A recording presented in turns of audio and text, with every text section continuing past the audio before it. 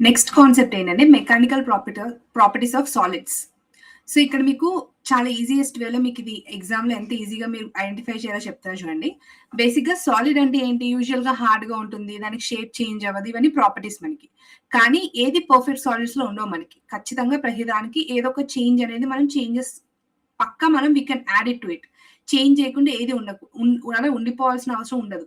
Let's ఒక rubber band ఉందనుకోండి, are ఒక స్టీల్ రాడ్ ఏదన్నా అనుకోండి, ఒక రబ్బర్ బ్యాండ్ ఉందనుకోండి, దాన్ని మనకి ఆబ్వియస్ గా స్ట్రెచ్ అవుతుందా లేదా, మళ్ళీ వదిలేసారనుకోండి దాని ఒరిజినల్ స్టేట్ కి వచ్చేస్తుంది. దీన్ని ఏమంటాం మనం, ఎలాస్టిసిటీ అంటాం. సో ఈ చాప్టర్ లో మేజర్ టాపిక్స్ అన్ని కూడా దీనిపైన కూడా డిపెండ్ అవుతాయి. డిఫార్మేషన్ అండ్ రెస్టోరేషన్ కాన్సెప్ట్ గురించి కూడా ఉంటుంది అనమాట. So first one by one will try to understand like we have done in the remaining chapters. First let me deal with the stress topic. Stress అంటే meaning ఏంటి, let's say ఎవరైనా ఒకరిని గట్టిగా మీరు ఒకరి చేయి గట్టిగా పట్టుకున్నా అని ఇమాజిన్ చేయండి. అంటే మీనింగ్ ఏంటి, అప్పుడు మీరు if you are holding very strong, ఎవరిచైనా గట్టిగా పట్టుకున్నారు అనుకోండి, అప్పుడు ఏమవుతుంది చెప్పండి, they experience the force by you కదా. మీరు పెట్టిన స్ట్రెస్ ని వాళ్ళు ఎక్స్పీరియన్స్ అవుతారా లేరా, అంటే వాళ్ళు వెనక్కి లాగడానికి ట్రై చేస్తారు.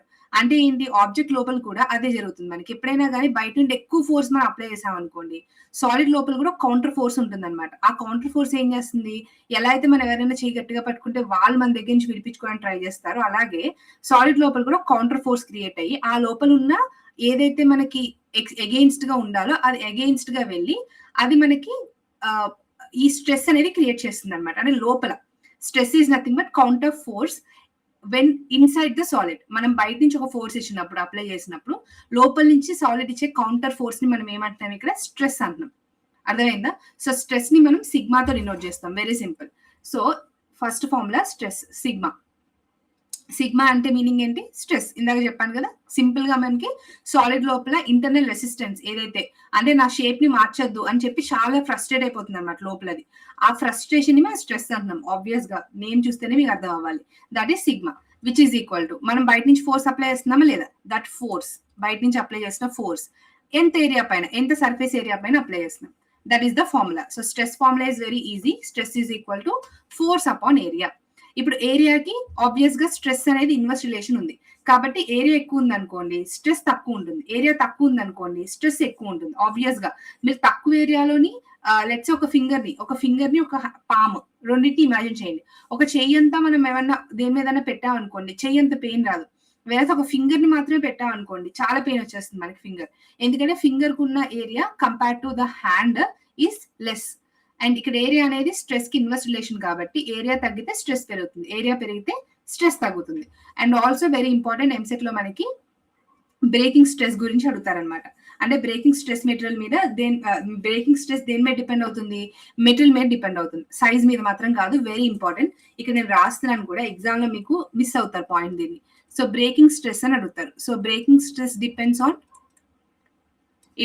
On the material, not upon size. Depends on material, not on size. Very important point for your exam. Is it clear? So this is all about stress. Next ఏంటంటే స్ట్రెయిన్. ఈ words అన్ని వినే ఉంటారు మీరు, ఎక్కడో విన్నట్టు గుర్తొస్తున్నాయా, చదివారు first year అంతా. So strain అనమాట నెక్స్ట్. సో సరే, స్ట్రెస్ మనకి ఏంటో అర్థమైంది. ఇప్పుడు మరి ఆబ్జెక్ట్ లో చేంజ్ వచ్చిందా లేదా, ఇది ఎంతవరకు చేంజ్ అయింది, ఎంతవరకు దీని లోపల ఫోర్స్ మనం అప్లై చేసింది, ఎంతవరకు లోపల రియాక్ట్ అయింది, ఇదంతా చెప్పాలంటే ఏదో ఒక మెజరింగ్ వాల్యూ ఉండాలి కదా. దాన్ని మనం ఏమంటున్నాం అంటే స్ట్రెయిన్ అంటున్నాం అనమాట. స్ట్రెయిన్ ఎప్సిలాన్ తో డినోట్ చేస్తాం. దీన్నే మనము ఒక రేషియోలో మనము కంపేర్ చేసి చెప్తున్నాం.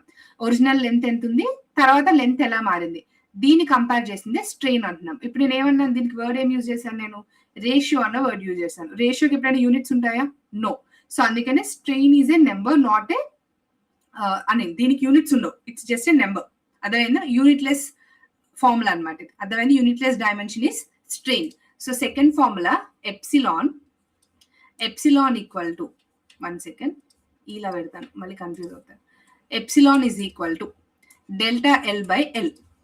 L is the original length, అసలు ఏమీ డిస్టర్బ్ చేయనప్పుడు దానికి ఎంత లెంత్ ఉంది ఆ సాలిడ్ కి, వెన్ యూ డిస్టర్బ్ ఇట్ ఎంత మారింది, అందుకే డెల్టా ఎల్ అని యూజ్ చేస్తున్నాం మనం. అర్థమైందా? దాన్ని స్ట్రెచ్ అవ్వచ్చు. లెట్స్ ఎలాస్టిక్ ఉంది అనుకోండి, అది స్ట్రెచ్ అయింది అనుకోండి, ఒరిజినల్ లెంత్ ఎంత ఉంది, స్ట్రెచ్ అయిన తర్వాత చేంజ్ ఇన్ లెంత్ ఎంత అయింది. సో దీని వాల్యూ అనమాట. ఇప్పుడు మనకి ఎగ్జామ్ లో ఈజీగా స్ట్రెస్ వర్సెస్ స్ట్రెయిన్ గురించి ఖచ్చితంగా అడుగుతాడు, గుర్తుపెట్టుకోండి. స్ట్రెస్ వర్సెస్ స్ట్రెయిన్ ఎప్పుడైనా కానీ ఎల్ అంటే ఒరిజినల్, డెల్టా ఎల్ అంటే ఏంటి మనకి ఆఫ్టర్ మనకి చేంజ్ అయిన తర్వాత వచ్చిన వాల్యూ అన్నమాట. అర్థమైందా? సో ఎగ్జామ్ లో చాలా ఈజీగా ఫార్ములా బేస్ మీద క్వశ్చన్స్ అడుగుతాడు. స్ట్రెయిన్ ఎక్కువ ఉంటే ఏమవుతుంది, ఆబ్జెక్ట్ ఎలా మారుతుంది, డిఫార్మ్ అయింది, ఇలాంటివి అన్నమాట. అంటే ఏంటి, చేంజ్ ఉంది అనుకోండి ఏమవుతుంది చెప్పండి, ఒరిజినల్ తో కంపేర్ చేస్తే చేంజ్ ఉంది అంటే స్ట్రెయిన్ ఉందా లేదా, ఉంది అక్కడ. ఆబ్జెక్ట్ ఏమవుతుంది, డిఫార్మ్ అయింది, అంతే. దీని రిలేషన్ మీకు అర్థమైతే more than enough for exam. So నేను చెప్పినట్టుగా ఇంకొక పాయింట్ ఏంటి, epsilon is a ratio, it is a number. So దానికి యూనిట్స్ ఉండవు, గుర్తుపెట్టుకోండి. ఎగ్జామ్ లో కన్ఫ్యూజ్ అవ్వకండి. ఇలాంటివి అడుగుతారు మీకు ఎగ్జామ్ లో ట్విస్ట్ చేయడం కోసం. When you don't know the logic obvious గా డిఫరెంట్ గా రాస్తారు మీరు, కాబట్టి అర్థం చేసుకోండి.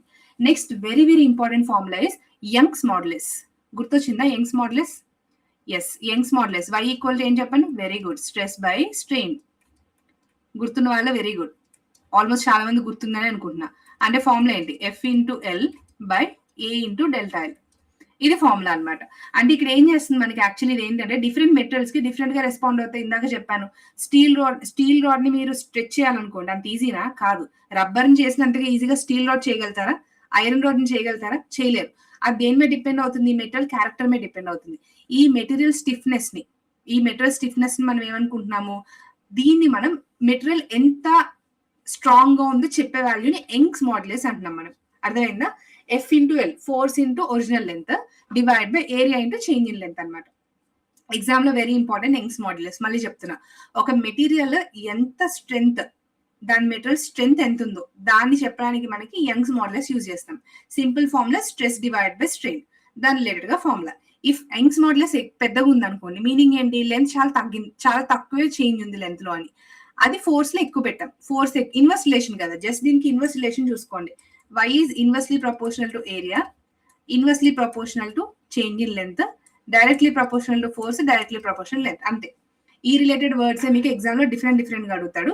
సో కొంచెం కాన్సెప్ట్ అప్లై చేయండి, ఈజీగా మీకు దాన్ని బట్టి కొట్టాల్సిన అవసరం లేకుండా ఈజీగా మీరు ఎలాంగేషన్స్ ఇవన్నీ కూడా, డైరెక్ట్ ప్రాబ్లమ్స్ అన్ని కూడా ఈజీగా చేయొచ్చు.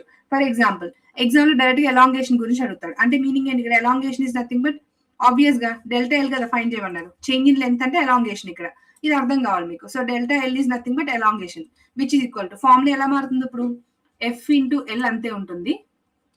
F into L will remain, where as అక్కడికి డెల్టా ఎల్ వెళ్ళింది అంటే ఇక్కడ కింద ఏ ఉంటుంది ఇంటూ వై ఇట్ వస్తుంది. This is the elongation formula. Same ఫార్ములాని రీరైట్ చేసాం అంతే. మీరు ఇన్ని ఫార్ములాస్ గుర్తుపెట్టుకోవద్దు, అందుకే నేను చెప్పట్లేదు. ఒకటే ఫార్ములా పెట్టుకోండి, దానిలో ఉన్న వర్డ్స్ అన్నిటికీ, టర్మినాలజీ అన్నిటికీ మీనింగ్ అర్థం చేసుకోండి. అప్పుడు ఎగ్జామ్ లో ఎట్ నుంచి ఎట్ అడిగినా కానీ you can convert and you can simplify the questions. Is it clear? Okay. Young's modulus తర్వాత నెక్స్ట్ పాయింట్ ఏంటంటే బల్క్ మాడ్యులస్ అనమాట. దీన్ని వాల్యూమ్ క్రషర్ అని కూడా అంటాం. అంటే మీరు వైర్ ని లాగారు అనుకోండి, అక్కడ ఏమవుతుంది, వైర్ ని ఇప్పుడు మనం ఇమాజిన్ ఒక let's say sponge ball squeeze చేశారనుకోండి హ్యాండ్ లో పట్టుకుని, అంటే దాని వాల్యూమ్ ని మారుస్తున్నట్ట కాదా. మీరు స్క్వీజ్ చేయడం అంటే మీనింగ్ ఏంటి, దాని volume you are breaking down, అవునా కాదా. అంటే bulk modulus is nothing but volume లో చేంజ్ ని రెసిస్ట్ చేసే క్యాపబిలిటీ అనమాట. ఇందాక నేనేం చెప్పాను, స్ట్రెస్ అంటే ఏంటి, సాలిడ్ లో రెసిస్ట్ చేసే క్యాపబిలిటీని స్ట్రెస్ అంటున్నాం. బల్క్ మాడ్యులస్ అంటే వాల్యూమ్ లో చేంజ్ ని రెసిస్ట్ చేసే క్యాపబిలిటీ. అర్థమవుతుందా మీకు? సో నెక్స్ట్ ఫార్మ్ లో వచ్చి bulk modulus equal to bulk, B's for bulk modulus, volume లో చేంజ్ ని రెసిస్ట్ చేసే క్యాపబిలిటీని బల్క్ మాడ్యులస్ అంటాం మనం. Which equal to minus P, minus ఫార్ములాలో మైనస్ ఉంటుంది, P pressure, force upon area తెలుసుగా, P divided by delta V by V అన్నమాట. ఇది ఫార్ములా. అర్థమైందా? దీనికి మైనస్ ఉంటుంది ఫార్ములాలో, వెరీ ఇంపార్టెంట్ టు రిమెంబర్. అర్థమైందా? డెల్టా వి అంటే ఏంటి, చేంజ్ ఇన్ వాల్యూమ్, ఎంత మనకి దాని లోపల రెసిస్టెన్స్ ఉంది, దాని వల్ల రెసిస్ట్ అయినా కానీ ఎంత వాల్యూమ్ లో చేంజ్ వచ్చింది, ఒరిజినల్ వాల్యూమ్ ఎంత. ఇందాక L delta L original length, change in length ఎలా చూసుకున్నా, ఇక్కడ వాల్యూమ్ పాయింట్ ఆఫ్ నుంచి చూసుకోండి అంతే. నెగిటివ్ సైన్ ఎందుకు, ఎందుకంటే ప్రెషర్ మనకి ఎక్కువ అప్లై అయింది అనుకోండి, వాల్యూమ్ ఏమవుతుంది, రిలేషన్ రివర్స్ కదా, ప్రెషర్ వాల్యూమ్ ఏంటి ఇన్వర్స్ కాదా. సో అందుకని ఏంటి మనకి నెగిటివ్ సైన్ తో మనం దాన్ని చూపిస్తున్నాము, దట్ ప్రెషర్ ఎక్కువ ఉంటే వాల్యూమ్ డిక్రీజ్ అవుతుంది అని ఇన్వర్స్ రిలేషన్ లో నెగిటివ్ సైన్ చూపిస్తున్నాం అనమాట. అర్థమైందా మీకు? సో బల్క్ అంటే మీనింగ్ ఏంటి, బిగ్ వాల్యూమ్ చేంజ్ అని గుర్తుపెట్టుకోండి. బల్క్ మాడ్యులస్ అన్నదానికి కన్ఫ్యూజ్ అవ్వకుండా వాల్యూమ్ చేంజ్ వస్తే బల్క్ మాడ్యులస్ అనే చిన్న పాయింట్ ని మీరు రిలేట్ చేసుకుంటే ఈజీ అయిపోతుంది మీకు ఎగ్జామ్ లో. Is it clear? Next poisons ratio ఉంటుందన్నమాట. పాయిజన్స్ రేషియో అంటే బేసిక్‌గా దీన్ని థిన్నింగ్ ఎఫెక్ట్ అంటాం. అంటే మీనింగ్ ఏంటంటే, ఇప్పుడు ఏదన్నా మనం లెట్స్ సే ఇప్పుడు మనకి మీకు ఎంసెట్‌లో మంచి ర్యాంక్ రావాలనుకోండి. మీరేం చేయాలి? ఏం చేయకుండా కూర్చొని టైమ్ పాస్ చేస్తే లాస్ట్ ఎగ్జామ్ డేకెళ్తే మార్క్స్ వచ్చేస్తాయా? లేదు. ఎవరైతే డైలీ ఎనర్జీని you'll gain something when you last. ఇప్పుడు లెట్స్ సే మీ ఎగ్జాంపులే తీసుకుంటాను. మీరు ఐపీఎల్ మ్యాచ్‌ని ఇప్పుడు అందరూ సాక్రిఫైస్ ఎవరైతే ఐపీఎల్ మ్యాచెస్ అని సాక్రిఫైస్ చేస్తారో, ఉన్న మూవీస్, డిస్ట్రాక్షన్స్ అన్ని సాక్రిఫైస్ చేసి ప్రాపర్‌గా కూర్చొని చదువుకుంటారో, వాళ్ళకి మాత్రమే మంచి రిజల్ట్ వస్తుంది. అంటే ఏంటి? Something is gained at the cost of something is lost. ఇప్పుడు మీరు లాస్ అయింది ఏంటి? Very very nominal. When you get a very good rank in your next coming EAMCET exam మంచి ఇంజినీరింగ్ కాలేజ్‌లో ప్లేస్ అవుతారు కాబట్టి. అంటే మీనింగ్ ఏంటంటే, ఇది మీకు గనక poisons ratio, just poison ratio కూడా ఇదే చెప్తుంది మీకు. మీతో గాని రిలేట్ చేసి చెప్తున్నా సో దట్ మీకు ఈజీగా గుర్తుంటుంది. నేనేం చెప్పాను? Something gained at the cost of something last. అంటే లెంత్ గెయిన్ చేసామనుకోండి ఆబ్వియస్‌గా విడ్త్ తగ్గుతుంది అంతే కదా! మనం గట్టిగా పట్టుకొని లాగామనుకోండి లెంత్‌ని, ఆ విడ్త్ ఏమవుతుంది? సన్నగా అయిపోతుంది. అవునా కదా? ఇదే కాన్సెప్ట్ అన్నమాట. దీన్ని మనం ఏమంటామంటే థిన్నింగ్ ఎఫెక్ట్ అని ఇందాకే చెప్పాను అందుకే. పాయిజన్స్ రేషియో అంటాం మనం. సో పాయిజన్స్ రేషియో ఏం చెప్తుందంటే, it explain you the lateral strain by longitudinal strain అన్నమాట. అంటే మనము ఎంతైతే వాల్యూమ్ లెంత్‌ని మనం గెయిన్ చేస్తామో దానికి తగ్గట్టుగా దాని విడ్త్ అంతా లూజ్ అవుతాము. సో దీన్ని చెప్పేదే మనకి poisons ratio. Sigma P equal to poisons ratio equal to lateral strain by longitudinal strain. Longitudinal strain. అర్థమైందా? దీని ఫార్ములా ఏంటంటే which is equal to minus delta d by d divided by delta l by l. చెప్పానుగా change in length. Longitudinal strain అంటే meaning ఏంటి? Length wise ఎంత వరకు అది stretch అయింది, ఎంత వరకు సాగింది అన్నది లాంగిట్యూడినల్ స్ట్రెయిన్. అదే లేటరల్ స్ట్రెయిన్ అంటే ఏంటి? మన డయామీటర్ అంటే సైడ్ లో ఎంత మనకి విత్ సన్నంగా ఎంత సన్నగా అయింది అది చెప్పేది ఏంటి మనకి? Lateral strain. గుర్తుపెట్టుకోండి, lateral strain is about width and this is about length. వెళ్ళి చూస్తేనే మీకు అర్థమవుతుంది లెంత్. అర్థమైందా? ఇది ఒక కాన్స్టెంట్. మళ్ళీ దీనికి మనకి యూనిట్స్ ఉండవు, ఇది ఒక కాన్స్టెంట్. మోస్ట్ మెటీరియల్స్ కి ఎలా ఉంటాయి మనకి? గుర్తుపెట్టుకోండి, మోస్ట్ ఆఫ్ ది మెటీరియల్స్ కి 0 to 0.5. పాయిజన్స్ రేషియో ఎలా ఉంటుంది? Range 0 to 0.5 for most of the material. Example మీకు ఈ వాల్యూ అనేది యూజ్ అవుతుంది. Unless and until given 0 to 0.5 మధ్యలోనే మోస్ట్ ఆఫ్ ది మెటీరియల్స్ కి వాల్యూ అనేది రేంజ్ అయి ఉంటుంది. క్లియర్? నెక్స్ట్ కాన్సెప్ట్ ఏంటంటే energy stored in the wire అన్నమాట. ఏం లేదు చూడండి, మీరు ఒక స్లింగ్ అంటే ఒక లెట్స్ ఒక ఏదైనా ఒక స్లింగ్ ని ఏదైనా గట్టిగా పట్టుకుని లాగడానికి ట్రై చేస్తున్నారు. అంటే మీరు ఆబ్వియస్ గా మీరు దానిలో ఎంత ఎనర్జీ పెట్టి దాన్ని లాగడానికి ట్రై చేస్తున్నారో దానికి తగ్గట్టుగానే అది కూడా రియాక్ట్ అవుతుందా లేదా? అంటే ఇప్పుడు అది కూడా రెసిస్ట్ చేస్తుంది, దాని లోపల స్టోర్ అయిన ఎనర్జీని అది కూడా యూజ్ చేస్తుంది. ఇందాక నేను ఆల్రెడీ చెప్పాను లోపల రెసిస్ట్ చేసే ఫోర్స్ అని.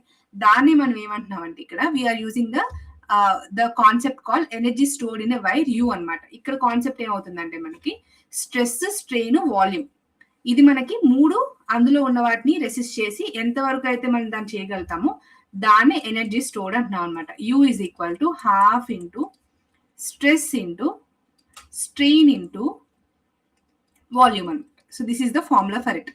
అంటే ఇక్కడ ఇంకేం రాయొచ్చు? సింపుల్ గా half into stress F into delta L, మిగతా క్యాన్సిల్ అవుట్ అయిపోతే F into delta L.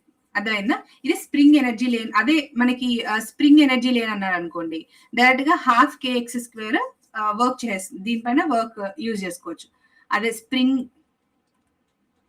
Lane, spring energy లేన్ అన్నారు అనుకోండి, స్ప్రింగ్ ఎనర్జీ లేన్, దీనికి ఏం చూస్తాను నేను? Formula half k x square direct గా యూజ్ చేసేచ్చు.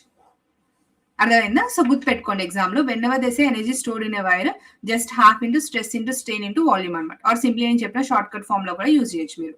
అండ్ ఇందులో మీకు సిరీస్ ప్యారలల్ వైర్స్ కూడా ఎగ్జామ్ లో ఇస్తాడు, గుర్తుపెట్టుకోండి. సిరీస్ లో ఉంటే అంటే లైక్ ఒకదాని కింద ఇంకొకటి ఉంది అనుకోండి, ఫోర్సెస్ సేమ్ ఉంటాయి, ఎక్స్టెన్షన్స్ మాత్రం యాడ్ అవుతూ ఉంటాయి. అర్థమైందా? సో ఇక్కడ రాస్తున్నాను నేను, వైర్స్ మనకి 2 ఫార్మ్స్ లో ఉండొచ్చు.